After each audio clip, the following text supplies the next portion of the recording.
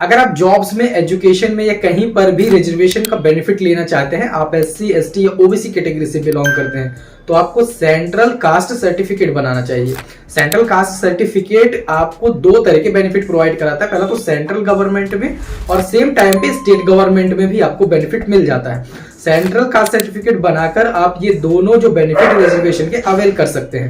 Central caste certificate बनाना बहुत ही easy है, आप 2025 में इसे ऑनलाइन अप्लाई करके बना सकते हैं। सो इस वीडियो में सेंट्रल कास्ट सर्टिफिकेट का फुल प्रोसेस जानेंगे। चलिए शुरू करते हैं। सेंट्रल कास्ट सर्टिफिकेट बनवाने के लिए आपको कुछ डॉक्यूमेंट्स की जरूरत पड़ती है, तो सबसे पहले इन डॉक्यूमेंट्स को देख लेते हैं। आप चाहे एससी, एसटी या ओबीसी किसी का भी सेंट्रल कास्ट सर्टिफिकेट बनवाएं, आपको 3 से 4 डॉक्यूमेंट की नीड होगी।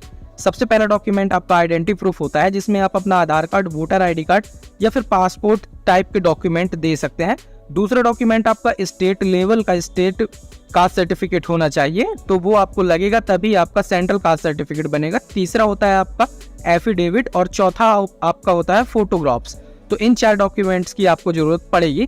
यहाँ पर आपको सेंट्रल कास्ट सर्टिफिकेट बनाने के लिए डिस्क्रिप्शन में 2 मैंने फॉर्मेट्स दिए हैं। पहला ये एससी, एसटी का है और दूसरा फॉर्मेट ये ओबीसी कास्ट सर्टिफिकेट का है। सबसे पहले एससी, एसटी की बात कर लेते हैं। इसे फिल कैसे करना है वो देख लेते हैं। यहाँ पर सबसे पहले आपको नाम उसका फिल करना है जिसके नाम से आपको कास्ट सर्टिफिकेट बनवाना है। फॉर एग्जाम्पल अगर रमेश सुरेश का नाम है तो यहाँ पर उसका नाम फिल करेंगे। इसके बाद उसके पिताजी का नाम यहाँ पर फिल करेंगे, उसका डिस्ट्रिक्ट यहाँ पर फिल करेंगे। यहाँ पर आप उसका स्टेट फिल कर देंगे जिस भी राज्य से है। यहाँ पर आप कास्ट फिल कर देंगे।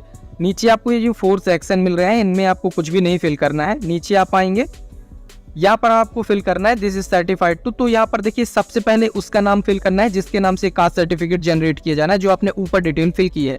इसके बाद उसके फादर का नेम फिल करना है। अब यहाँ पर फिर से आपको उसका नाम फिल कर देना है। इन केस अगर माइनर है तो माइनर के केस में यहाँ पर आप एप्लीकेंट के पिता का नाम फिल करेंगे, उसके बाद उसके पिता का नाम और जिसके नाम से ये जारी किया जाना है उसका नाम यहाँ पर आप फिल कर देंगे।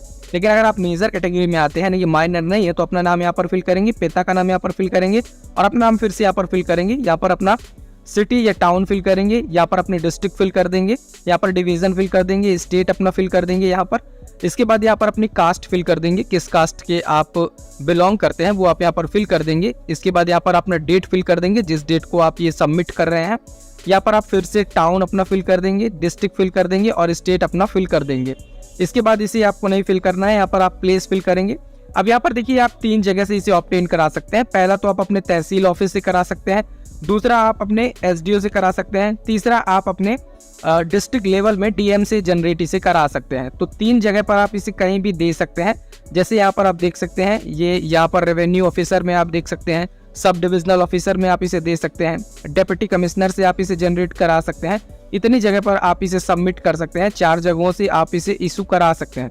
इसको फिल करने के बाद सारे डॉक्यूमेंट्स जो मैंने बताया वो आपको अटैच करना है और आपको फाइनली इन 4 में से कहीं भी जहां से आप इशू कराना चाहें वहां पर आपको सबमिट कर देना है। इसी प्रकार से ओबीसी का ये जो फॉर्मेट है, तो यहाँ पर आपको नाम फिल करना है जिसके नाम से भी जनरेट कराना है सेंट्रल कास्ट सर्टिफिकेट, उसका नाम। इसके बाद पिता का नाम, टाउन या सिटी फिल करेंगे, डिस्ट्रिक्ट फिल करेंगे, यहाँ पर आप अपना स्टेट फिल करेंगे, यहाँ पर आप कास्ट फिल कर देंगे। इसके बाद यहाँ पर आप डेट फिल कर देंगे। नीचे आप आएंगे, फिर से आप वही डिटेल्स यहाँ पर फिल करेंगे, डिवीजन डिस्ट्रिक्ट फिल कर देंगे और नीचे आपको कुछ नहीं फिल करना है। ये डॉक्यूमेंट बस एक ही पेज का है ओबीसी वाला।